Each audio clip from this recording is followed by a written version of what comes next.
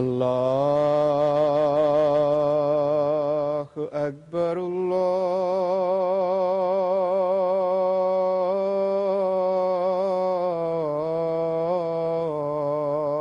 الله أكبر الله أكبر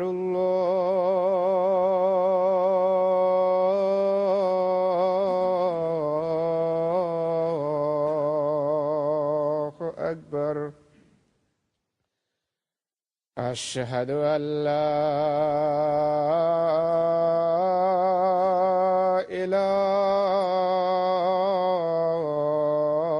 إله إلا الله. أشهد أن لا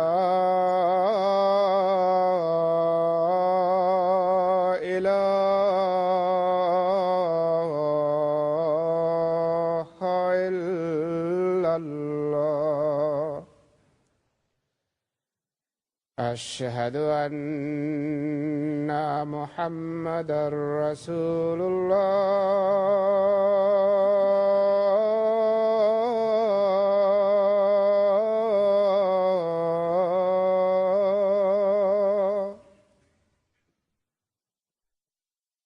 أشهد أن محمدًا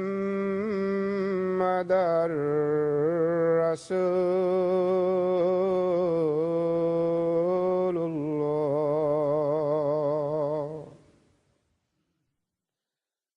حي على الصلاة.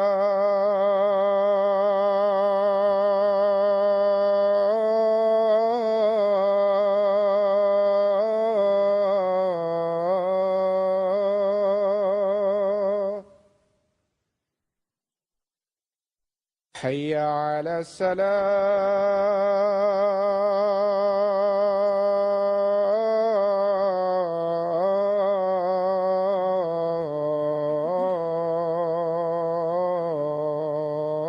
الصلاة.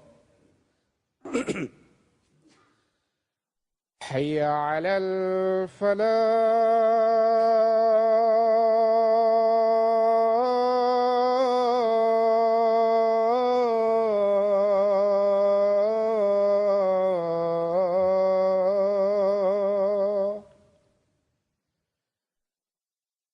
حي على الفلاح.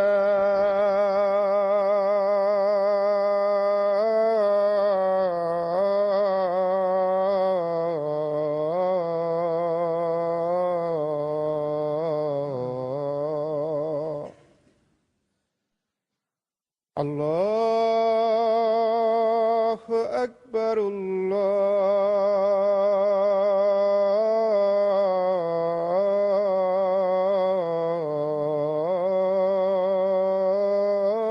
الله أكبر.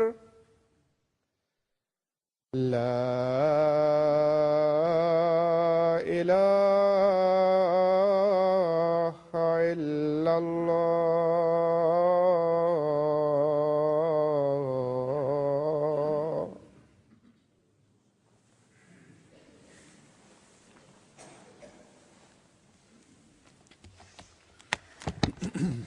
السلام عليكم ورحمة الله.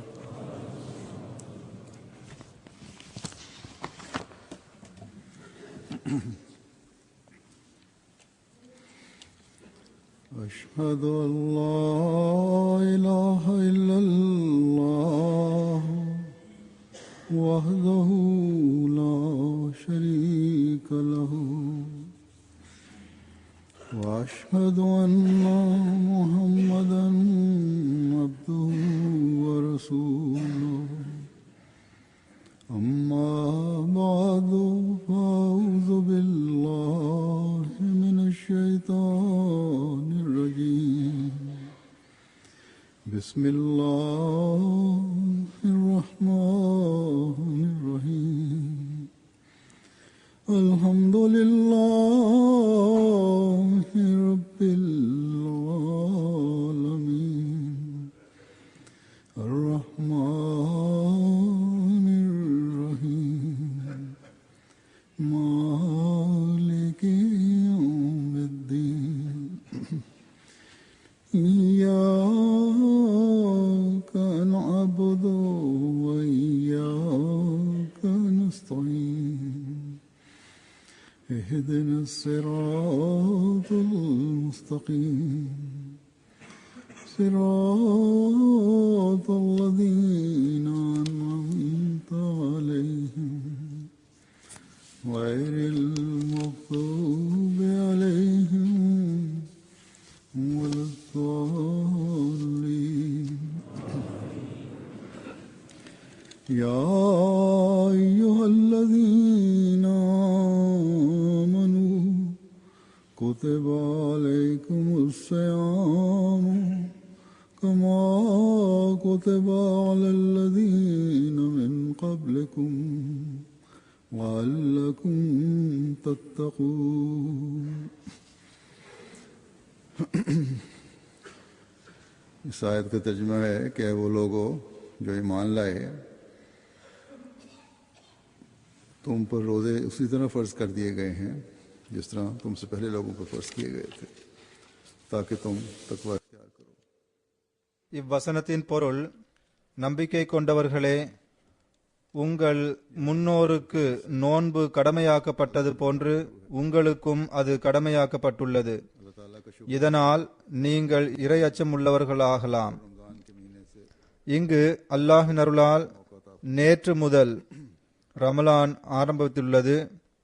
மீண்டும் ஒரு ரமலான் மாதத்தை கடப்பதற்கான நல்வாய்ப்பை வழங்கியமைக்கு இறைவனுக்கு நன்றி.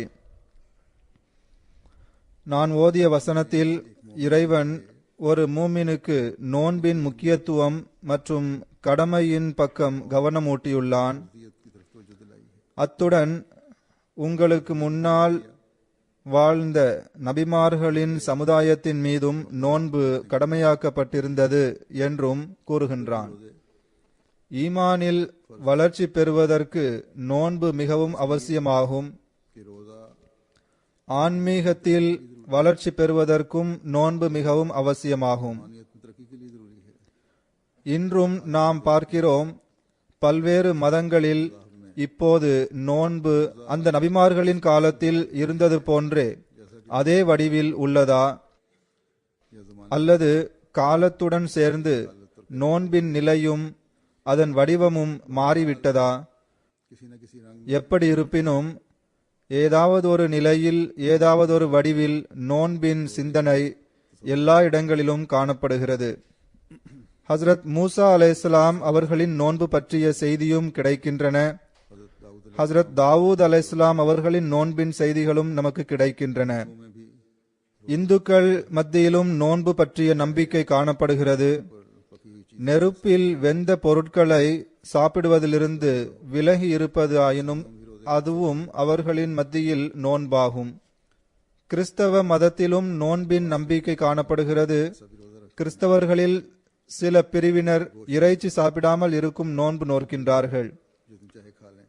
காய்கறி போன்றவற்றை எவ்வளவு வேண்டுமானாலும் சாப்பிடலாம். கடந்த சில நாட்களுக்கு முன்னால் இவ்வாறு ஒரு நோன்பாளியை சந்திப்பதற்கான சந்தர்ப்பம் எனக்கு கிடைத்தது.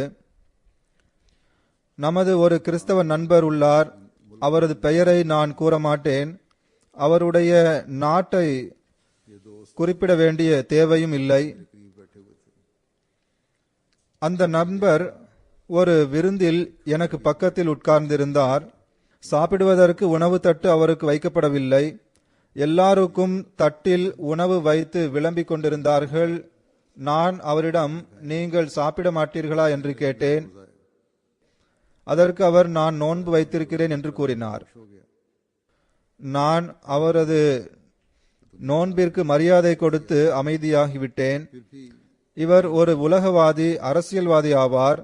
இருந்தும் மார்க்கத்தை பேணுகிறாரே என்று நான் வியந்தேன். சிறிது நேரத்திற்கு பிறகு அவருடைய தட்டில் காய்கறிகள் இருந்ததை நான் பார்த்தேன். அதில் சோறும் இருந்தது. சோறு மற்றும் காய்கறிகளை நோன்பின் போது சாப்பிடலாமா என்று கேட்டேன். அதற்கு ஆம், சாப்பிடலாம் என்று சொல்லி அவர் சாப்பிட ஆரம்பித்தார். उसके बाद எங்களுடைய உணவு தட்டில் கோழி இறைச்சி போன்ற உணவு வகைகள் இருந்தன.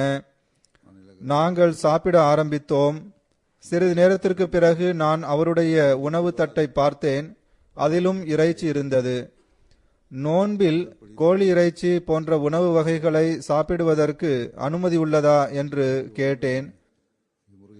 அதற்கு அவர் புன்சிரித்தவாறு, உணவு விளம்புகின்றவர் மீண்டும் மீண்டும் இறைச்சி குழம்பின் கிண்ணத்தை என்னிடம் கொண்டு வந்து கொடுத்தார். ஆகவே விருந்து உபசரிப்பவர் உணவு கொடுத்தால் அதை சாப்பிட வேண்டும் என்றும் என் மார்க்கத்தில் சொல்லி இருக்கிறது. எனவே நான் சாப்பிடுகிறேன் என்று கூறினார். இதுவே முந்தைய மார்க்கத்தைச் சேர்ந்தவர்கள் வைக்கின்ற நோன்பின் நிலையாகும். இறைச்சி குழம்பு மிகவும் சுவையாக இருந்தது. சுற்றுமுற்றும் மக்கள் சாப்பிடுவதை பார்த்ததும், மேலும் உணவு விளம்புபவர்கள் 2 வெவ்வேறு நபர்கள் வரும்போது ஒருவரிடம் மறுத்துவிட்டு பிறகு வந்து கேட்டவரிடம் பெற்றுக்கொண்டார். அவருடைய கூற்றின்படி அவர் நல்லொழுக்கத்தின் அடிப்படையில் அதை பெற்றுக்கொண்டு பிறகு சாப்பிடவும் செய்தார். ஆகவே நல்லொழுக்கம் மார்க்க கட்டளையை வென்றுவிட்டது. காரணம், மார்க்க கட்டளைகளை எடுத்துரைக்கும் வேத நூட்களில் அது தெளிவாக இல்லை. ஆனால் திருக்குரானை பாதுகாப்பதற்கான வாக்குறுதியை அல்லாஹ் தாலா வழங்கியுள்ளான். அது இன்று வரை அதன் அசல் வடிவில் உள்ளது. இதில் முந்தைய நபிமார்களின் நோன்பை பற்றி மட்டும் குறிப்பிடாமல் முந்தைய சான்றோர்களின் நோன்பை பற்றிய செய்தியை மட்டும் கூறிவிடாமல், மூமின்களுக்கு நீங்கள் ஈமான் கொண்டவர்கள் என்றால் நோன்பு நோற்பது உங்கள் மீது கடமையாகும் என்றும் கூறுகிறான். நோன்பு 1 மாதத்திற்கு கடமையாகும். எல்லா விதமான உணவு மற்றும் குடிப்பதிலிருந்தும் காலை முதல் மாலை வரை தவிர்ந்திருக்க வேண்டும். இதிலிருந்து மூமின்கள் எதை பெற வேண்டும்? இறைவன் கூறுகிறான், நீங்கள் இறை அச்சத்தை பெற வேண்டும். நீங்கள் இறை அச்சத்தில் முன்னேற வேண்டும். நீங்கள் நோன்பின் மூலம் இறைவனின் விருப்பத்தை பெற வேண்டும். பைபிளிலும் சீடர்களுக்கு இறை விருப்பத்தை பெற நோன்பு நோக்க வேண்டும் என்ற கட்டளை உள்ளது, வெளிக்காட்டுதலுக்காக அல்ல. நோன்பினால் ஆன்மீக வளர்ச்சி கிடைக்கிறது. இதனால் நோய் குணமாகிறது. ஆனால் கிறிஸ்தவ மதத்தில் உள்ள பாவ மன்னிப்பு கொள்கையானது இறை அச்சத்தை பெற வேண்டும் என்ற சிந்தனையையே முறியடித்துவிட்டது. ஆகவே தக்வாவை பெற வேண்டும் என்பது இல்லாத போது நோன்பின் நற்பலன்களின் முக்கியத்துவம் இல்லாமல் போய்விடுகிறது. பலன் ஏதும் இல்லை என்றபோது நோன்பு வெறும் பெயரளவில் மட்டுமே இருந்து விடுகிறது.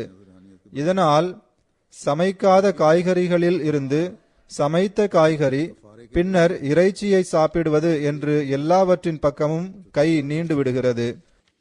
திருக்குரான் போதனையை மட்டும் கூறவில்லை, அது ஒரு கட்டளையை பிறப்பிக்கின்றது, அதன் நோக்கத்தை எடுத்து கூறுகின்றது, அதை செய்வதால் கிடைக்கும் அருள் கொடைகளை பற்றியும் எடுத்து கூறுகிறது. இதுவே இஸ்லாத்தின் அழகாகும். இதுவே திருக்குரானின் அழகாகும். இஸ்லாத்தின் போதனைகளை உயிருடன் வைத்திருப்பதற்காக, செயல் வடிவிலான முன்மாதிரியை நிலைநாட்டுவதற்காக முஜத்திதுகள் மற்றும் இறை நேசர்களின் வருகையின் தொடர் நீடித்திருந்தது. இக்காலகட்டத்தில் வாக்களிக்கப்பட்ட மசீஹ் மற்றும் மஹ்தியை தோற்றுவித்து முஸ்லிம்கள் மற்றும் முஸ்லிம் அல்லாதவர்களாகிய அனைவருக்கும் இந்த போதனையின் அடிப்படையை அதன் அசல் வடிவில் உயிரூட்டுவதற்கான ஏற்பாட்டை இறைவன் செய்துள்ளான். அவர்கள் இறை அச்சத்தின்படி வழிநடக்க திருக்குரானின் போதனைகளின் ஒளியில் மீண்டும் மீண்டும் நமக்கு வலியுறுத்தியுள்ளார்கள். நோன்பின் ஆன்மாவை புரிந்து கொள்வதன் பக்கம் நமக்கு கவனமூட்டியுள்ளார்கள். ஹஸ்ரத் மசீமூத் அலைஹிஸ்ஸலாத்து வஸ்ஸலாம் அவர்கள் ஓரிடத்தில் கூறுகிறார்கள், இஸ்லாத்தின் 3வது கடமை நோன்பாகும். நோன்பின் உண்மைத்தன்மையை மக்கள் அறியாதவர்களாக உள்ளனர். நோன்பு என்பது மனிதன் பசியுடனும் தாகத்துடனும் இருப்பது அல்ல, மாறாக இதற்கென்று உண்மைத்துவமும் விளைவும் உள்ளது. அது அனுபவத்தால் தெரியவரும். மனிதன் எவ்வளவு குறைவாக உணவு உட்கொள்கின்றானோ அதே அளவு அவனது நப்சு தூய்மையடைகிறது. இது மனிதனின் இயல்பாகும். இதனால் அவனது கஷ்பின் திறன் அதிகரிக்கின்றது. இதனால் இறைவன் விரும்புவது என்னவென்றால், ஒரு உணவை குறைத்து இன்னொரு உணவை அதிகரித்துக் கொள்ளுங்கள் என்பதாகும். எப்போதும் நோன்பு நோற்பவர்கள் இதை நினைவில் கொள்ள வேண்டும். பசியுடனும் தாகத்துடனும் இருப்பது போதாது, மாறாக அவர் இறைவனை நினைவு கூர்வதில் ஈடுபட்டிருக்க வேண்டும். இதனால் இறை நெருக்கம் மற்றும் இறைவனில் ஒன்றிவிடும் நிலை பிறக்க வேண்டும். ஆகவே நோன்பு என்றால் மனிதன் உடலை மட்டும் வளர்க்கும் ஒரு ரொட்டியை விட்டுவிட்டு ஆன்மாவிற்கு நிம்மதியையும் நிறைவையும் வழங்குவதற்கு காரணமாக அமையும் இன்னொரு ரொட்டியை எடுத்துக்கொள்ள வேண்டும். இதுவே நோன்பாகும். இறைவனுக்காக மட்டுமே நோன்பு நோற்பவர்கள், சடங்கிற்காக நோன்பு வைக்காத மக்கள் இறைவனை புகழவும் அவனது தூய்மையை எடுத்துரைக்கவும் அவனிடம் துவா செய்யவும் வேண்டும். இதனால் இன்னொரு உணவு அவர்களுக்கு கிடைக்கிறது. ஹஸ்ரத் மசீமது அலைஹிஸ்ஸலாத்து வஸ்ஸலாம் அவர்கள் கூறிய இந்த கருத்தில், அதாவது மனிதன் எவ்வளவு குறைவாக சாப்பிடுகிறானோ அந்த அளவிற்கு நப்சு தூய்மை அடைகிறது என்று கூறியுள்ளார்கள். இதனால் பட்டினியும் தாகமுமாக இருப்பதால் நப்சு தூய்மை அடைந்துவிடும் என்ற சிந்தனை எழ வாய்ப்புள்ளது. எனவே தொடர்ந்து அதை விளக்கமாக கூறியுள்ளார்கள். பசியுடனும் தாகத்துடனும் இருப்பது நப்சை தூய்மையாக்காது. இதனால் நோன்பின் குறிக்கோள் பூர்த்தியாகவும் முடியாது. இது திருக்குரானின் கூற்றிற்கு புறம்பானதாகும். ஏனெனில் இதன் குறிக்கோள் இறை அச்சத்தை பெறுவதாகும். எனவே கூறுகின்றார்கள், இறைவனின் விருப்பத்தை பெறுவதற்காக நோன்பு நோற்றால் நோன்பிற்கான காலத்தில் அந்த நேரத்தை இறை தியானத்தில் கழிக்க வேண்டும். இன்னொரு இடத்தில் அவர்கள் கூறுகின்றார்கள், சில துறவிகள் கூட பசியும் பட்டினியுமாக இருந்து கஷ்பின் நிலையை பெற்றுவிடுகின்றனர். ஆனால் இது ஒரு முஸ்லிமின் வாழ்வின் நோக்கம் அல்ல. ஒரு மூமினுடைய வாழ்வின் நோக்கம் தபத்துல் இலல்லாஹ் ஆகும். அதாவது உலக விவகாரங்களை விட்டு விலகி இறைவனின்பால் முழுமையாக சென்று விடுவதாகும். இது இறை வணக்கத்தின் மூலம் இறைவனை நினைவு கூறுவதன் மூலமே கிடைக்க முடியும். இதற்கான மிகச்சிறந்த வழி தொழுகைகளாகும். அவை மனிதனின் ரூஹில் தன் விளைவை காட்டுகின்றது. அது இறைவனின் நெருக்கத்தை பெறுவதற்கு காரணமாக அமைகிறது. எனவே உணவை குறைப்பதுடன் ஒரு குறிப்பிட்ட நேரம் வரை ஆகுமானவற்றிலிருந்தும் இறைவனின் விருப்பத்தை பெறுவதற்காக விலகி இருப்பது இறை அச்சமாகும். இவற்றிலிருந்து விலகி இருந்து வெறும் உலக பணிகளிலேயே நேரத்தை கடத்திவிடக்கூடாது. மாறாக தொழுகைகள் மற்றும் இறை தியானத்திலும் கவனம் செலுத்த வேண்டும். முன்பு தொழுகைகளை சேர்த்து தொழுதால் அல்லது தொழுகைகள் விடுபட்டால் இந்நாட்களில் இதன் பக்கம் கவனம் இருக்க வேண்டும்.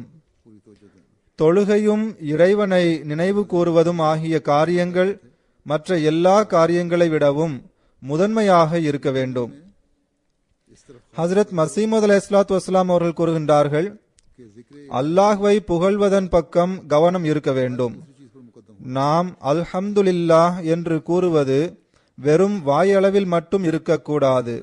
மாறாக அவர்கள் கவனமூட்டுகிறார்கள், நீங்கள் அல்ஹம்துலில்லாஹ் என்று கூறினால் புகழ்ச்சி என்பது கண்ணியத்திற்குரிய இறைவனுக்கு மட்டுமே சிறப்பிற்குரியதாகும் என்பதை எப்போதும் நினைவில் கொள்ள வேண்டும்.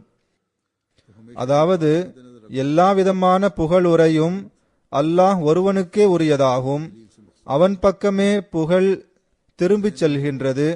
நாம் வழிதவறியவர்களுக்கு நேர்வழி காட்டக்கூடியவனாகிய இறைவனை புகழ்கின்றோம்.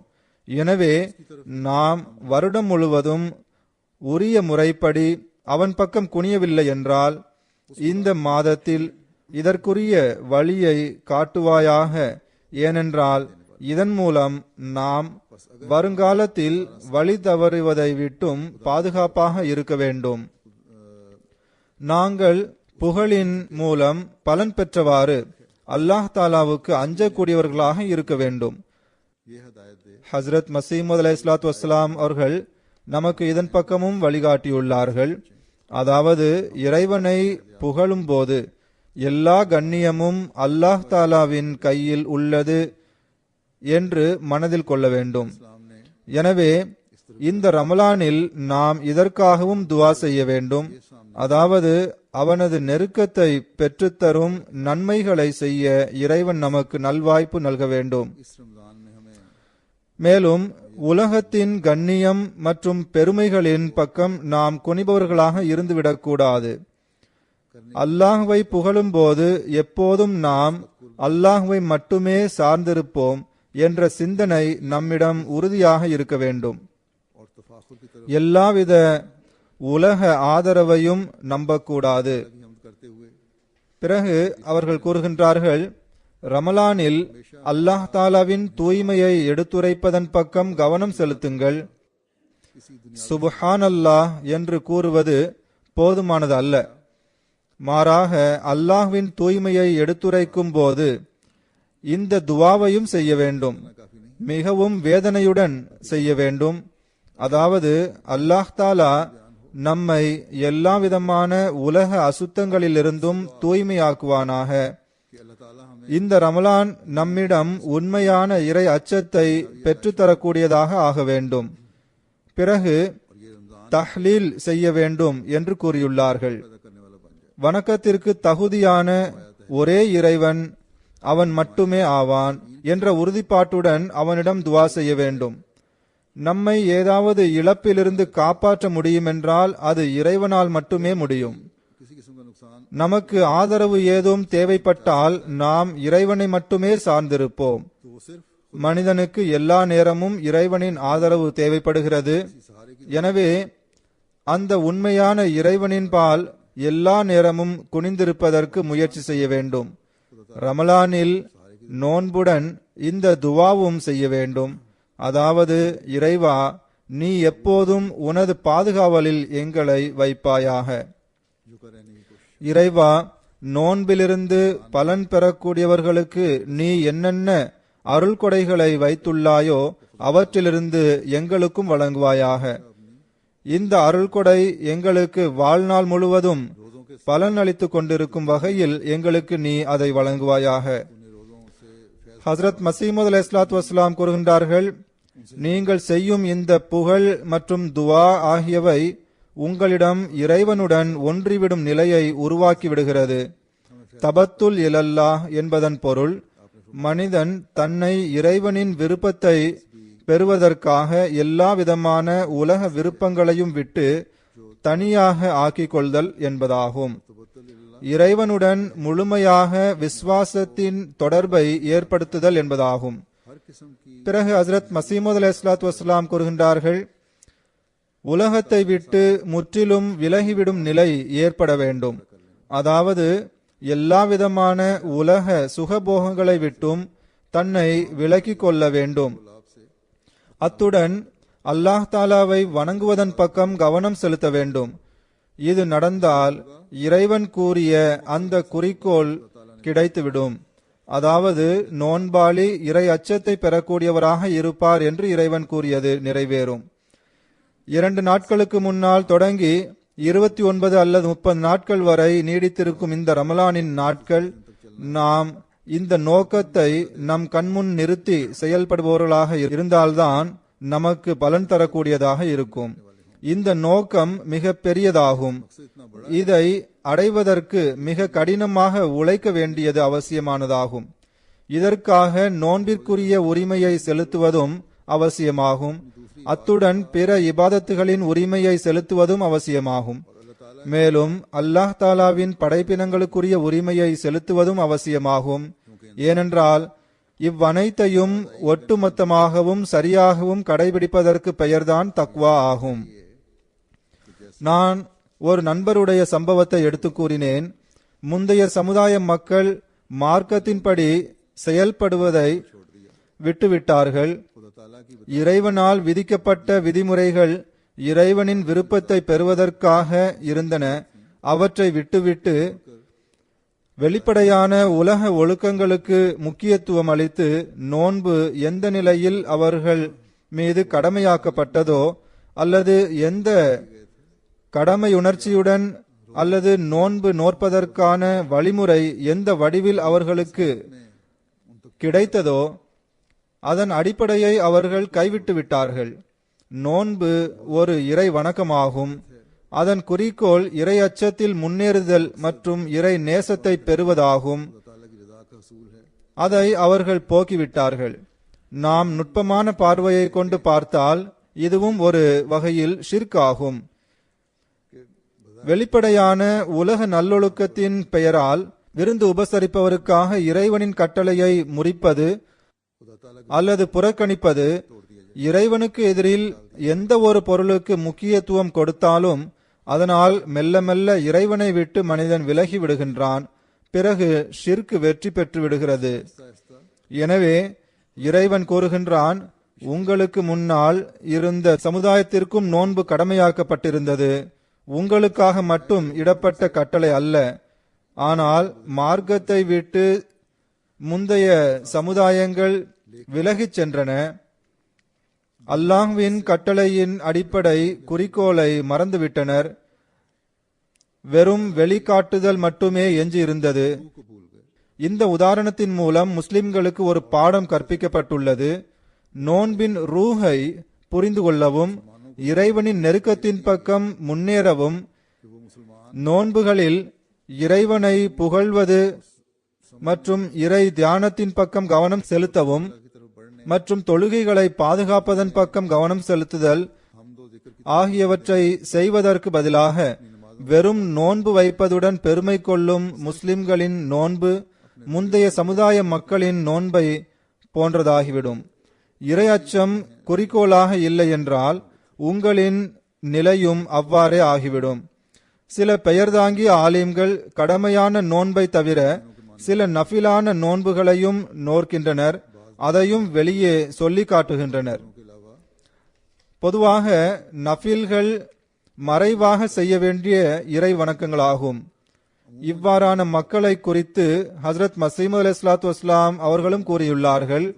அதாவது விருந்தாளி வந்துவிட்டால் உணவு வரவழைத்து பிறகு சாப்பிடுங்கள், நான் சாப்பிட முடியாது என்று கூறுவர்.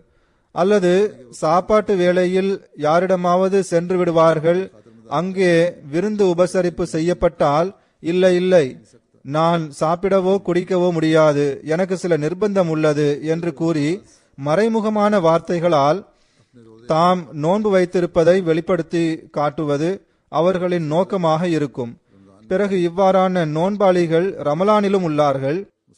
நோன்பின் நேரம் நீண்டுள்ளதால் இன்றைய நாட்களில் வெயில் காலமாக இருப்பதால் தேவைக்கு அதிகமான நேரம் நோன்பு இருக்க வேண்டியது வருகிறது.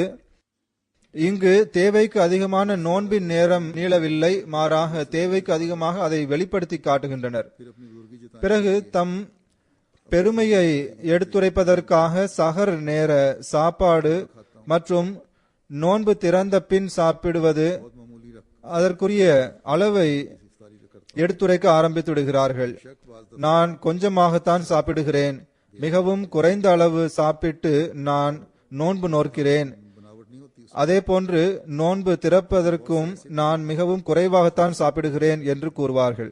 ஆனால் சில வேளைகளில் இவ்வாறு வெளிப்படுத்தி கூறுவது தன்னை அறியாமல் நடைபெறுகிறது. அதில் வெளிக்காட்டுதல் ஏதும் இருப்பதில்லை. ஆனால் பலர் குறிப்பாக இதை எடுத்து கூறுகின்றார்கள்.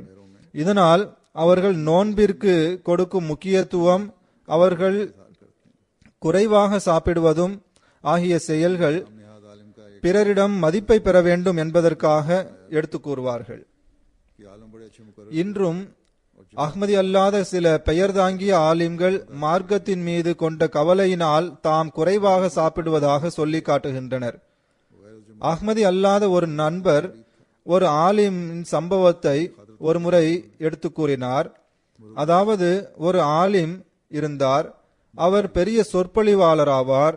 ஜமாத்திற்கு எதிராக சொற்பொழிவு நிகழ்த்துவதில் இன்னும் பெயர் போனவராவார். ஒருமுறை அவர் இந்த அஹ்மதி அல்லாத நபருடைய வீட்டில் தங்கினார்.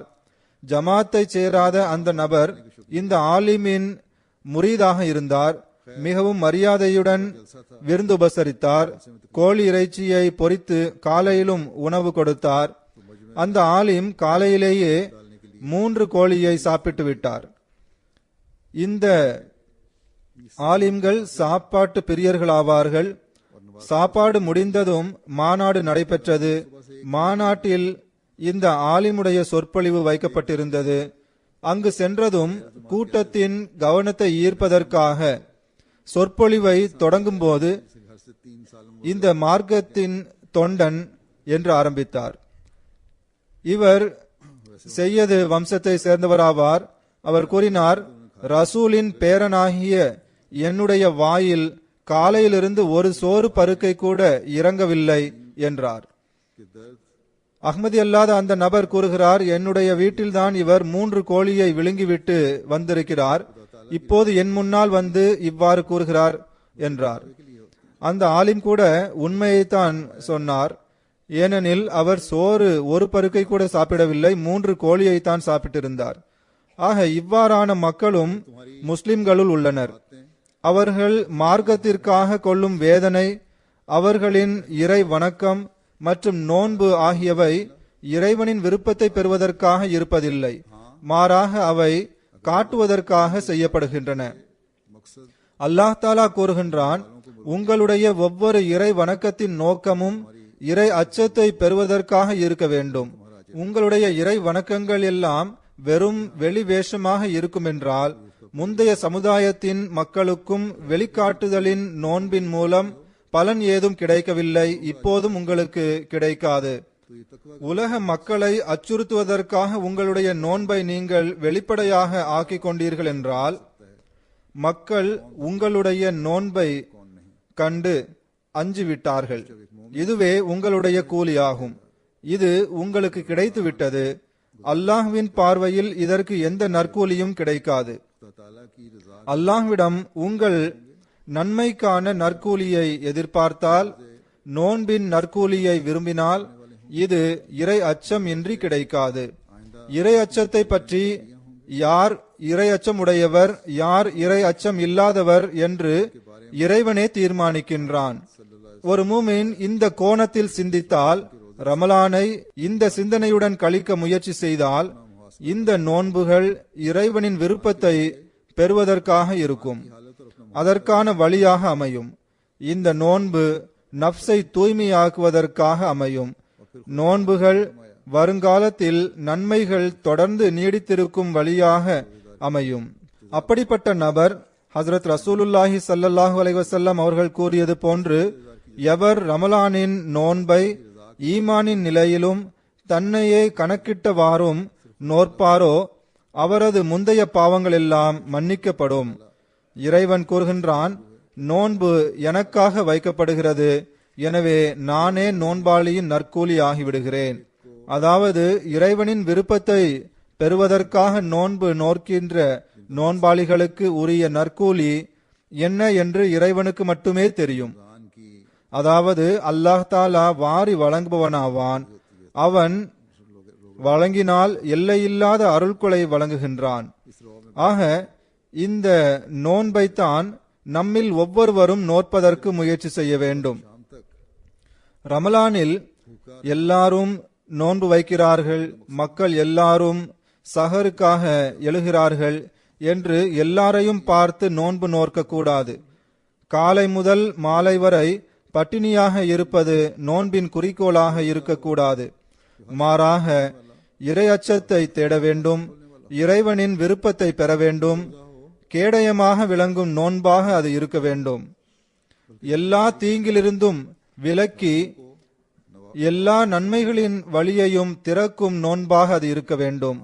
பகல் நேர பட்டினியாக இல்லாமல் இறை தியானம் மற்றும் இரவு நேரத்தின் நஃபில்களினால் அலங்கரிக்கப்பட்ட நோன்பாக அது இருக்க வேண்டும்.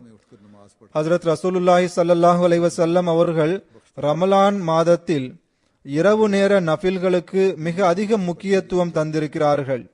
எவர் ரமலான் மாதத்தில் இரவில் எழுந்து தொழுகிறாரோ அவரது பாவங்கள் எல்லாம் மன்னிக்கப்படுகின்றன என்று கூறினார்கள். நோன்பு என்பது மார்க்க தீமைகளிலிருந்து விலகி இருப்பதற்கும் நன்மையின் வழியை திறப்பதற்காக மட்டுமல்ல, மாறாக உலக தீங்கிலிருந்தும் விலகி இருக்கவும் நன்மைக்கான வழியை திறப்பதற்கும் உள்ளது. உதாரணமாக, நோன்பின் ஒரு பலனை இப்போது மருத்துவர்களும் விஞ்ஞானிகளில் ஒரு பிரிவினரும் ஏற்றுக்கொண்டுள்ளனர். அதாவது, வருடத்தில் ஒரு மாதம் உணவு கட்டுப்பாடு கடைபிடிப்பது உடல் நலத்திற்கு நல்லது என்று கூறுகின்றனர். இது நோன்பின் மூலம் மனித உடலுக்கு கிடைக்கும் ஒரு நன்மையாகும். இதில் இறை விருப்பத்தை பெறுவது நிய்யத்தாக இருந்தால் உடல் நலனும் தானாகவே கிடைத்துவிடுகிறது. இன்னும் இதை தவிர பல நன்மைகளும் உள்ளன. இறை அச்சத்தை பெறுவதற்காக நோன்பு வைத்தால், இறை அச்சத்தை பெறுவதற்காக ரமலான் மாதத்தை கழித்தால் அது சமூகத்தின் அழகிற்கும் காரணமாக அமைந்து விடுகிறது. ஒருவர் மற்றவருக்காக தியாகம் புரியும் உணர்வு ஏற்பட்டு விடுகின்றது. ஏழை சகோதரரின் தேவையை பூர்த்தி செய்வதன் பக்கம் கவனம் ஏற்படுகிறது. இதுவும் மிகவும் அவசியமாகும். ஏனென்றால் ஹசரத் ரசூலுல்லாஹி ஸல்லல்லாஹு அலைஹி வஸல்லம் அவர்களின் முன்மாதிரி நம் முன்னால் இருக்கிறது. இதனால் அவர்கள் ரமலான் மாதத்தில் சதகா மற்றும் ஹைராத்தை அதிகமாக செய்தார்கள். வேகமாக வீசும் புயல் காற்றை போன்று செய்து வந்தார்கள். ஆகவே இந்த சுன்னத்தை கடைபிடிப்பது ஒரு மூமினுடைய கடமையாகும். நிச்சயமாக இது சமூகத்தின் அமைதியின்மையை போக்குவதற்கு காரணமாகும். ஒரு மூமினுடைய உள்ளத்தில் இன்னொரு மூமினுக்காக தன் பலவீனமான மற்றும் தேவையுடைய சகோதரருக்காக மிருதுவான நடைமுறை மற்றும் அன்பின் உணர்வு ஏற்பட காரணமாக அமைகிறது. ஒரு ஏழை மூமினுடைய உள்ளத்தில் தன்னைவிட பொருளாதாரத்தில் உயர்ந்த நிலையில் உள்ள தன் சகோதரனுக்காக நன்றியுணர்வு மற்றும் அன்பின் உணர்வை வெளிப்படுத்த காரணமாகும். இறை அச்சத்தை பெறுவதற்காக நோன்பு வைத்தால், இறைவனின் விருப்பத்தை பெறுவதற்காக வைத்தால், இதில் கடின உழைப்பை மேற்கொள்ளும் பழக்கமும் ஏற்பட்டு விடுகிறது. சஹர் வேளையிலும் நோன்பு திறக்கும் நேரத்திலும் குறைவாக உண்பது மற்றவர்களுக்கு காட்டுவதற்காக இருக்காது. மாறாக பௌதீக ரொட்டியை குறைத்து உள தூய்மையின் பக்கம் அதிக கவனம் இருக்க வேண்டும். நாங்கள் குறைவாக சாப்பிடுவதால் பலவீனம் அடைந்துவிடக் கூடாதே என்ற எண்ணத்தை உடையவர்கள் சஹரியிலும் நோன்பு திறக்கும் நேரத்திலும் தேவைக்கு அதிகமாக வயிறு நிறைய சாப்பிடுவார்கள். இவ்வாறான மக்களுக்கும் இதில் பாடம் உள்ளது. அதாவது, உங்கள் உணவை நீங்கள் கட்டுப்படுத்துங்கள். ஹஜ்ரத் ரசூலுல்லாஹி ஸல்லல்லாஹு அலைஹி வஸல்லம் அவர்கள் சில விரும்பத்தகாத சூழ்நிலையில் குழப்பம் மற்றும் கூச்சல் ஏற்படும் ஆபத்து உள்ள இடங்களில், கோபமும் மன கசப்பும் அதிகமாகும் ஆபத்து உள்ள இடங்களில் நோன்பு வைத்திருப்பவருக்கு நீங்கள் இன்னி சாயிமுன், நான் நோன்பாளி என்று கூற வேண்டும் என்று அறிவுரை கூறியுள்ளார்கள். இதில் இறையச்சத்தின் வழியை அடையாளமிட்டு காட்டியுள்ளார்கள். அதாவது, நோன்பின் உரிமையை நிறைவேற்றுவதற்காக, இறை அச்சத்தை பெறுவதற்காக உணர்ச்சிகளை கட்டுப்படுத்துவதும் அவசியமாகும். நீங்கள் உங்களை சண்டை சச்சரவுகளிலிருந்து விலக்கிக் கொள்ள வேண்டும். நோன்பின் நோக்கம் முழுமையடைய வேண்டும் என்பதற்காக, நோன்பின் நோக்கம் பூர்த்தியடைய வேண்டும் என்பதற்காக புறங்கூறுதலிலிருந்தும் உங்களை நீங்கள் விலக்கிக் கொள்ள வேண்டும். நோன்பு நிறைவேற வேண்டும் என்பதற்காக நீங்கள் உங்களை பொய் மற்றும் மாற்றி பேசுவது ஆகியவற்றிலிருந்து விலக்கிக் கொள்ள வேண்டும். எனவே நோன்பாளி தன் நாவை தவறாக பயன்படுத்துவதிலிருந்தும் தவிர்த்து கொள்வது அவசியமாகும். ஒரு மாதம் முழுவதும் நாவை கட்டுப்பாட்டில் வைத்திருப்பது மற்றும் தவறாக பயன்படுத்தாமல் இருப்பது ஆகிய இந்த பழக்கம் இறை அச்சத்தை பெறுவதற்கு மிகவும் அவசியமாகும். இதனால் வருங்கால வாழ்க்கையிலும் பல தீமைகள் மற்றும் பாவங்களிலிருந்து தவிர்ந்திருப்பதற்கு காரணமாக அமையும். உறுதியான மனப்பான்மையுடன் ஒரு மாத பழக்கத்தின் மூலம் தீமையிலிருந்து தவிர்ந்திருப்பதற்கான பழக்கமும் உருவாகிவிடுகிறது. இறை அச்சத்தின்படி வழி நடப்பதற்கு நிரந்தரமான ஒரு பழக்கம் உருவாகிவிடுகிறது. இறை அச்சத்தை தேடுவதன் பழக்கம் உருவாகிவிடுகின்றது. இந்த பழக்கம்தான் உண்மையில் நோன்பு மற்றும் ரமலானின் குறிக்கோளாகும். இல்லையென்றால் வருடத்தில் ஒரு மாதம் மட்டும் நல்ல செயல்களை செய்து இறைவனின் விருப்பத்தை பெற முயற்சி செய்துவிட்டு மீதி 11 மாதங்களும் தான் தோன்றித்தனமாக இருந்து உலகின் பாதிப்பிற்கு ஆளாகி தீமையில் மூழ்கி இருப்பது எந்த நோக்கத்தையும் நிறைவேற்றாது. ஆகவே இந்த மாதத்தில் ஒவ்வொருவரும் தன்னை ஆராய்ந்தவாறு நோன்பு மற்றும் ரமலானின் ரூஹை தேட வேண்டியது அவசியமாகும். இறையச்சத்தின் வழிகளை தேடுவது அவசியமாகும். ஹலால் மற்றும் ஆகுமான காரியங்களை அல்லாஹ்வின் விருப்பத்தை பெறுவதற்காக விட்டுவிடுவதன் அனுபவம் கிடைக்கிறது. இதை நாம் நம்மில் பொதுவான நல்லொழுக்கத்தில் நல்ல மாற்றத்தை உருவாக்கும் வழியாக ஆக்கிக்கொள்ள முயற்சி செய்ய வேண்டும். இறை அடியார்களின் உரிமையை நிறைவேற்றுவதன் பக்கம் கவனம் ஏற்படும். ஏழை சகோதரருக்கு உதவி செய்வதன் பக்கம் கவனம் ஏற்படும். இவற்றை வாழ்வின் நிரந்தர அங்கமாக ஆக்கிக் கொள்வதன் பக்கம் கவனம் செலுத்துவதும் முயற்சி செய்வதும் அவசியமாகும். எனவே ரமலான் மாதத்தில் இறை வணக்கம் மற்றும் தியாகத்தின் ஒரு சிறப்பான சூழ்நிலை உருவாகின்றது. அதை நிரந்தரமாக தக்க வைத்துக் கொள்வது அவசியமாகும். இதனால் நாம் இறையச்சம் உடையவர்களுடன் சேர்வதன் பக்கம் முன்னேறுபவர்களாக இருக்க வேண்டும். இந்த ரமலானில் நாம் நமது எல்லாவித ஆற்றல்களுடனும் அல்லாஹ் தாலாவின் நெருக்கத்தை பெற முயற்சி செய்ய வேண்டும். இது அல்லாஹ் தாலா நம் மீது காட்டிய மாபெரும் அருளாகும். ரமலான் மாதத்தில் அல்லாஹ் சொர்க்கத்தின் வாசல்களை திறந்து விடுகின்றான், நரகத்தின் வாசல்களை மூடிவிடுகின்றான். நாம் இந்த மாதத்தில் இறை வணக்கம், உள்ளத்தை தூய்மைப்படுத்துதல் மற்றும் இறை அடியார்களின் உரிமையை செலுத்துதல் ஆகியவற்றின் மூலம் சொர்க்கத்தின் இந்த வாசல் வழியாக நுழைய முயற்சி செய்ய வேண்டும். அவை பிறகு நமக்காக எப்போதும் திறந்திருக்க வேண்டும். அல்லாஹ் தாலாவின் சந்நிதியில் தௌபா மற்றும் பாவ மன்னிப்பு கேட்டவாறு குனிய வேண்டும். இறைவன் தக்வாவை ஏற்றுக்கொள்ளும் அதிர்ஷ்டசாலிகளுடன் நாமும் இணைந்திட வேண்டும். குழந்தையை தொலைத்த தாய்க்கு அவளுடைய குழந்தை திரும்ப கிடைப்பதால் ஏற்படும் மகிழ்ச்சியை விட அதிகமாக இறைவன் அம்மக்களின் தௌபாவை ஏற்றுக்கொண்டு மகிழ்ச்சி அடைகின்றான். அல்லாஹ் தாலாவின் அன்பை பெறக்கூடியவர்களாக நாம் ஆக வேண்டும். குழந்தையை தொலைத்த தாய்க்கு அவளுடைய குழந்தை திரும்ப கிடைத்ததால் ஏற்படும் மகிழ்ச்சியை விட அதிக மகிழ்ச்சியை இறைவனுக்கு வழங்கக்கூடியவர்களாக நாம் ஆக வேண்டும். அல்லாஹ் தாலா நமக்கு இதற்கான நல்வாய்ப்பை நல்குவானாக. ஆனால் முன்னதாக பலமுறை நான் எடுத்து கூறியுள்ளேன், அல்லாஹ் தாலாவுக்கு இந்த மகிழ்ச்சியை நாம் கொடுப்பதற்கு நாம் இறையச்சத்தின்படி வழிநடந்து கடமையான மற்றும் நஃபிலான இறை வணக்கங்களை நிறைவேற்றி அதன் தரங்களை உயர்த்திட வேண்டும். நாம் நமது நோன்பின் உரிமையை நிறைவேற்ற முயற்சி செய்ய வேண்டும். இறை அடியார்களின் உரிமையை செலுத்துவதன் பக்கம் கவனம் செலுத்த வேண்டும். அல்லாஹ் தாலா தன் அருளினால் இவ்வனைத்தையும் நாம் பெறுவதற்கான தௌஃபீக்கை நமக்கு வழங்குவானாக. ஜும்மா தொழுகைக்கு பிறகு நான் சில நபர்களுக்காக ஜனாசா தொழுகை தொழ வைப்பேன். அதில் ஹாசிர் மற்றும் காயிப் ஜனாசா உள்ளது. ஜனாசா ஹாசிர் வந்துவிட்டதா?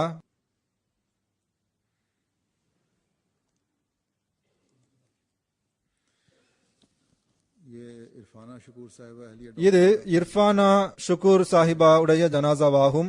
இவர் டாக்டர் மியா அப்துல் ஷுக்கூர் சாஹிபின் மனைவி ஆவார்கள். இவர் ஜூலை 9, 2013 அன்று நோய்வாய்ப்பட்டு 62 வயதில் வஃபாத்தாகியுள்ளார்கள்.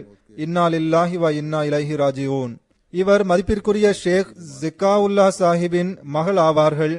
இவர் ஹஜ்ரத் முஸ்லிம் மவ்த் ரலியல்லாஹு அன்ஹு அவர்களின் கையில் பையத் செய்தார்கள். மர்ஹூமாவுக்கு ஜமாத்தில் மிகவும் பிரசித்தி பெற்ற மற்றும் மிகவும் தூய குடும்பத்தில் திருமணமானது. ஹஜ்ரத் முன்ஷி அப்துல் அசீஸ் சாஹிப் அல் ஜலி ரலியல்லாஹு அன்ஹு அவர்கள் மர்ஹூமாவின் கணவருடைய தாய் வழி பாட்டனார் ஆவார்கள். ஹசரத் மௌலவி முகமது தீன் சாஹிப் சதர் அஞ்சுமன் அஹ்மதியாவின் முன்னாள் தலைவர் மற்றும் ஹசரத் மௌலவி ரஹ்மத் அலி சாஹிப் இந்தோனேஷியாவில் முபல்லிகாக இருந்தார்கள். மௌலவி முகமது தீன் சாஹிப் அவர்களும் சஹாபி ஆவார்கள். ஹசரத் மௌலவி ரஹ்மத் அலி சாஹிப் அவர்களும் சஹாபி ஆவார்கள். இவருடைய கணவரின் சிற்றன்னையின் கணவர் ஆவார். மர்ஹூமா நேர்மையானவர், நல்லவர், தொழுகை மற்றும் நோன்பை கடைபிடித்து வந்தவர். தம் வட்டாரத்தில் எல்லாருடைய மனதிற்கும் பிடித்தவர் ஆவார். தம் குடும்பத்தையும் பிள்ளைகளையும் எப்போதும் ஜமாத்துடன் இணைத்து வைப்பதுடன் விசுவாசம் மற்றும் உறுதியான தொடர்புடையவர்களாக இருக்க வேண்டும் என்று அவர்களுக்கு அறிவுரை கூறி வந்தார். இவர் வசியத் செய்துள்ளார். இவர் விட்டு சென்றுள்ள நபர்களுள் இவருடைய கணவர் மற்றும் 3 மகன்களும் 3 மகள்களும் உள்ளார்கள். இவருடைய ஒரு மகன் மதிப்பிற்குரிய டாக்டர் உமர் அஹமத் சாஹிப் 28 மே 2010 நிகழ்ந்த சம்பவத்தில் லாகூரில் தாரு ஜிக்ரில் ஷஹாதத்திற்குரிய நற்பாக்கியத்தை பெற்றார்கள். இரண்டாவது ஜனாசா ஹாசிர் ஒரு பெண் குழந்தையுடையதாகும். இவரது பெயர் மலிஹா அஞ்சும், தகப்பனார் பெயர் மதிப்பிற்குரிய நசீர் அஹ்மத் அஞ்சும் ஆகும். குழந்தைக்கு 5 வயதாகின்றது. இவர் வக்ஃபே நவ் குழந்தையாவார். ஜூலை 9, 2013 அன்று நீண்ட நாட்கள் நோயில் இருந்து வஃபாத்தாகியுள்ளார்கள். இன்னா லில்லாஹி வ இன்னா இலைஹி ராஜிஊன். ஜனாசா காயிப் மதிப்பிற்குரிய மௌலானா அப்துல் கரீம் ஷர்மா சாஹிப் உடைய ஜனாசாவாகும். சில வாரங்களுக்கு முன் இவர் வஃபாத்தானார்கள். நல்லடக்கம் செய்யப்பட்டு விட்டது. இவர் 1918 ஆண்டு மே மாதம் 26 தேதி காதியானில் பிறந்தார்கள். இவரது தந்தை மதிப்பிற்குரிய ஷேக் அப்துல் ரஹீம் ஷர்மா சாஹிப் ரதில்லாஹு அன்ஹு சஹாபி ஆவார்கள். இவர் இந்துவிலிருந்து முஸ்லிம் ஆனார்கள். இவரது முந்தைய பெயர் கிருஷன் லால் ஆகும். 1904 ஆண்டு ஹசரத் மசீமது அலைஹிஸ்ஸலாத்து வஸ்ஸலாம் அவர்களின் கையில் பையத் செய்து இஸ்லாத்தில் நுழைந்தார்கள். இவரது தாயார் ஹசரத் ஆயிஷா பேகம் சாஹிபா ஆவார்கள். இவர் ஹசரத் உம்முல் மோமினின் ரதில்லாஹு அன்ஹு அவர்களால் வளர்க்கப்பட்ட பெண் ஆவார்கள். இவரது தாயார் ஹசரத் முஸ்லிம் மவுத் ரதில்லாஹு அன்ஹு மற்றும் ஹசரத் மிர்சா ஷரீப் அஹமத் சாஹிப் ரதில்லாஹு அன்ஹு ஆகியவர்களின் பிள்ளைகளுக்கு பாலூட்டினார்கள். இவரது தந்தை வழி பாட்டிக்கும் அல்லாஹ் தாலா இஸ்லாத்தை ஏற்றுக்கொள்ளும் நல்வாய்ப்பை வழங்கினான். அவரும் இந்துவிலிருந்து முஸ்லிம் ஆனார்கள். மௌலவி அப்துல் கரீம் ஷர்மா சாஹிப் அவர்களின் தாய் வழி பாட்டனார் ஹசரத் கரம்தாத் சாஹிப் ரதில்லாஹு அன்ஹு அவர்கள் சஹாபி ஆவார்கள். அவ்வாறே இவரது தாய் வழி பாட்டி மதிப்பிற்குரிய சுல்தான் பிவி சாஹிபா ஹசரத் மிர்சா பஷீர் அஹமத் சாஹிப் ரதில்லாஹு அன்ஹு அவர்களின் பாலூட்டிய தாய் ஆவார்கள். இவர்களின் சகோதரரின் 2 மகன்கள் அப்துல் ரஷீத் ஷர்மா சாஹிபின் மகன் ஆவார்கள். ஷேக் முசஃபர் மற்றும் ஷேக் முபாரக் இருவருக்கும் பாகிஸ்தானில் ஷஹாதத்திற்குரிய பாக்கியம் கிடைத்தது.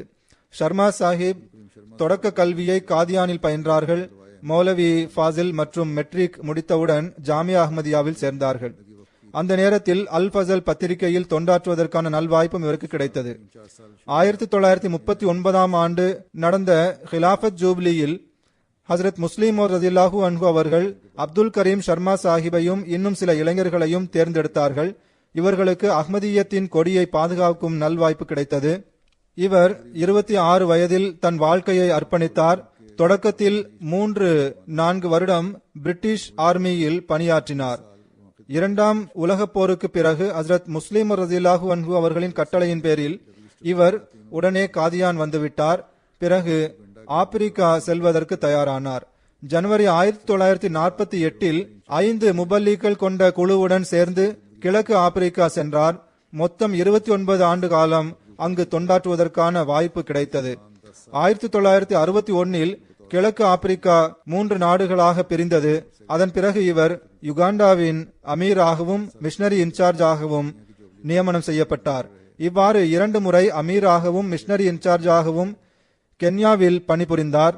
1978 முதல் இவர் யூகேவில் இருந்து வந்தார். இக்காலகட்டத்தில் 10 வருடங்கள் இவர் நேஷனல் மஜ்லிஸ் ஆமிலாவின் செக்ரட்டரி தப்லீக், செக்ரட்டரி தர்பியத் மற்றும் செக்ரட்டரி ரிஷ்தா நாத்தாவாக தொண்டாற்றும் நல்வாய்ப்பும் கிடைத்தது. ஹிலாஃபத் நூற்றாண்டு விழாவின் போது இவர் யூகேவின் ஜூப்லி பிளானிங் கமிட்டியின் உறுப்பினராகவும் இருந்தார். ஹிலாஃபத் தேர்ந்தெடுக்கும் கமிட்டியின் உறுப்பினராகவும் இருந்தார். இவர் தன் சுயசரிதையில் ஒரு சம்பவத்தை எழுதியுள்ளார். இவருடைய தந்தையின் தூய்மை மற்றும் இவர் தந்தையுடன் கொண்டிருந்த நல்லுறவு ஆகியவை இதிலிருந்து தெரிய வருகின்றது. அவர் கூறுகின்றார், நான் மதர்சா அஹ்மதியாவின் 4வது அல்லது 5வது வருடம் படித்துக் கொண்டிருந்த சமயத்தில் சில காரணங்களினால் மதர்சா அஹ்மதியாவிலிருந்து என் கவனம் திரும்பியது. மதர்சாவை விட்டுவிட்டு மேல்நிலை பள்ளியில் கல்வி கற்க வேண்டும் என்று நான் விரும்பினேன். அதே நாட்களில் எனது 2 வகுப்பு நண்பர்கள் ஹசரத் மௌலானா முகமது இப்ராஹிம் சாஹிப் பகாபூரி அவருடைய 2 மகன்கள் மதர்சா அஹ்மதியாவை விட்டுவிட்டு மேல்நிலை பள்ளியில் சென்று விட்டனர். இதனால் எனக்கும் ஆர்வம் அதிகமானது. நான் இதை பற்றி என் தந்தையிடம் ஓரிரு முறை கூறினேன். ஆனால் அவர்கள் கவனம் செலுத்தவில்லை. ஒரு நாள் நாங்கள் காலையில் திண்ணையில் அடுப்புக்கு அருகில் உட்கார்ந்திருந்தோம். அப்போது நான் மிகவும் அதிகமாக அடம்பிடித்தேன். நீங்கள் என்னுடைய சகோதரர்களை மேல்நிலை பள்ளியில் சேர்த்துள்ளீர்கள், என்னை மட்டும் மதர்சா அஹ்மதியாவில் ஏன் சேர்த்துள்ளீர்கள் என்று கேட்டேன். அதற்கு என் தந்தை கூறினார்கள், பார், நான் ஹிந்துவிலிருந்து முஸ்லிம் ஆகியுள்ளேன். இஸ்லாத்தின் அருளை எனக்கு வழங்கியது இறைவன் என் மீது செய்த மாபெரும் அருளாகும். ஆனால் இஸ்லாத்திற்கு என்னால் எந்த தொண்டும் செய்ய முடியவில்லை என்று நான் வருந்துகிறேன். என் மகன் இஸ்லாத்திற்கு தொண்டு செய்ய வேண்டும் என்பது எனது உளமார்ந்த ஆசையாகும். எனவேதான் நான் உன்னை மதர்சா அஹ்மதியாவில் சேர்த்துள்ளேன். நீ மார்க்க அறிவை பெற்று இஸ்லாத்திற்கு தொண்டு செய்யும் அளவிற்கு வளர வேண்டும் என்று விரும்புகிறேன். ஆனால் மதர்சா அஹ்மதியாவில் படிக்க விரும்பவில்லை என்று நீ கூறுகின்றாயே என்று கவலையுடன் சொல்லிவிட்டு அவர் ஒரு அறைக்கு சென்று தொழ ஆரம்பித்து விட்டார்கள். இவர் கூறுகின்றார், என் தந்தை என்ன உணர்வுடனும் எழுச்சியுடனும் கூறினார்களோ அந்த உணர்வு என் உள்ளத்தை பாதித்தது. எனக்கு இரவு முழுவதும் தூக்கம் வரவில்லை. தந்தையாருக்காக துவா செய்து கொண்டிருந்தேன். காலையில் நான் என் தந்தையின் விருப்பத்திற்கு இணங்க மதர்சா அஹ்மதியாவில் சென்று என்னுடைய கல்வியை தொடர்வேன், வாழ்க்கையையும் அர்ப்பணிப்பேன் என்று உறுதி எடுத்தேன். ஹசரத் முஸ்லிம் மௌத் ரலியல்லாஹு அன்ஹு அவர்கள் வாழ்க்கையை அர்ப்பணிக்கும் திட்டத்தை தொடங்கியதும் நான் ஹுசூரிடம் ஒரு கடிதம் எழுதி, ஹுசூர், கருணை கூர்ந்து எனது வக்ஃபை ஏற்றுக்கொள்ளுங்கள் என்று விண்ணப்பித்தேன். இவ்வாறு இவர் தம் தந்தையின் விருப்பத்தையும் நிறைவேற்றினார். மார்க்கத்திற்கும் முழுமையாக தொண்டாற்றியுள்ளார். ஒருமுறை முபல்லிகளை பற்றி ஹசரத் 3வது கலிஃபத்துல் மஸீஹ் ரலியல்லாஹு அன்ஹு அவர்கள் கூறினார்கள். அப்போது இவரும் அந்த பள்ளிவாசலில் அமர்ந்திருந்தார். அவர்கள் கூறினார்கள், இப்போது ரப்வாவின் தெருக்களில் சுற்றித் திரியும் நம்முடைய முபல்லிகளை யாரும் மதிப்பதில்லை. ஆனால் இவர்கள் வெளிநாட்டிற்கு முபல்லிகாக அனுப்பப்படும் போது அங்குள்ள தலைவர்களும் அமைச்சர்களும் இவர்களை சந்திக்கின்றனர். பெரிய பெரிய நிகழ்ச்சிகளில் இவர்களுக்கு மதிப்பளிக்கப்படுகிறது என்று கூறினார்கள். இவர் கென்யாவைச் சேர்ந்த ஒரு அஹ்மதி நண்பருக்கு கடிதம் எழுதியுள்ளார்கள். அதில் இவ்வாறு எழுதுகிறார்கள், நான் மேற்கு ஆப்பிரிக்காவில் ஏறக்குறைய 29 ஆண்டுகள் வாழ்நாளை கழித்திருக்கின்றேன். நான் எப்போதும் என்னை தொண்டாற்றுவதில் தகுதியற்றவனாகவும் இயலாதவனாகவும் கண்டேன். இரவு 2 மணிக்கு அருகில் என் கண்கள் விழித்தன. என் பலவீனத்தையும் தகுதியின்மையையும் உணர்ந்து நான் வேதனையடைந்து வந்தேன். அப்போது உதவிக்காக அல்லாஹ் தாலாவை அழைத்தேன். அடுத்த நாளுக்கான நிகழ்ச்சிகளை திட்டமிட்டு வந்தேன். ஆக இவ்வாறு எல்லா முபல்லிகளும் இந்த கோணத்தில் தமது சிந்தனைகளை கொண்டு வர வேண்டும். உள்ளத்தில் தொண்டாற்ற வேண்டும் என்ற உணர்வு இருக்க வேண்டும். அதற்காக வேதனை இருக்க வேண்டும். அல்லாஹ் தாலாவிடம் துவா செய்ய வேண்டும். அல்லாஹ் தாலா எல்லா முபல்லிகளுக்கும் விசுவாசத்துடன் தம் வக்ஃபை நிறைவேற்றுவதற்கான தொண்டு செய்வதற்கான தௌஃபீக்கை நல்குவானாக. ஷர்மா சாஹிப்பின் பதவிகளை உயர்த்துவானாக. இதுபோன்று காதியானில் இந்தியா பாகிஸ்தான் பிரிவினையின் போது ஏற்பட்ட கிளர்ச்சியில் இவரது தந்தையும் சகோதரரும் அங்கு இருந்தனர். அப்போது இவர் தன் தந்தை மற்றும் சகோதரருக்கு கடிதம் எழுதினார். அதாவது, நீங்கள் காதியானில் இருப்பது உங்களது அதிர்ஷ்டமாகும். நானும் வர விரும்புகின்றேன். ஆனால் வாழ்க்கைக்கு எவ்வித உத்தரவாதமும் இல்லை. யார் உயிருடன் திரும்புவார் என்று யாருக்கும் தெரியாது. ஆனால் மார்க்கத்திற்காக ஷஹீத் ஆவது கூட ஒரு மாபெரும் கொடுப்பினையாகும். அந்தோ நான் அங்கிருந்திருக்க வேண்டுமே. எனக்கு அந்த ஷஹாதத் கிடைத்திருக்கும். இதை கேட்டதும் அங்கிருக்கும் நீங்கள் அஞ்ச வேண்டாம். ஏனென்றால் வாழ்க்கை இன்று வரும் நாளை போகும்.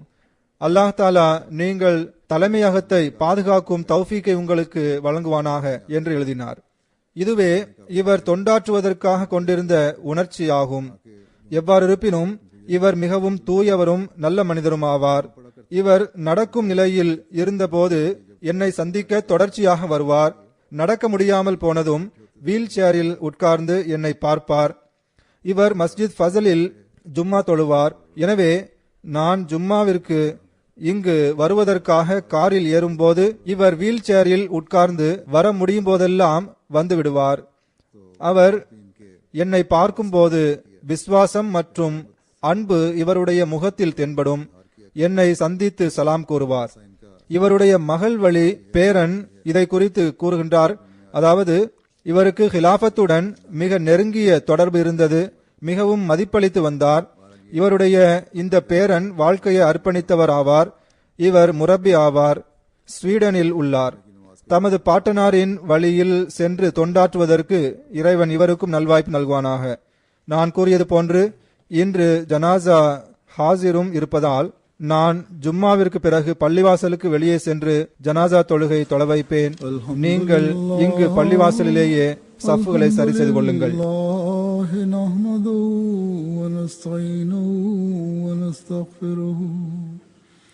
ونؤمن به ونتوكل عليه ونعوذ بالله من شرور أنفسنا ومن سيئات أعمالنا من يهده الله فلا مضل له ومن يضلله فلا هادي له ونشهد أن لا إله إلا الله ونشهد أن محمدا عبده ورسوله عباد الله رحمكم الله إن الله يأمر بالعدل والإحسان وإيتاء ذي القربى وينهى عن الفحشاء والمنكر والبغي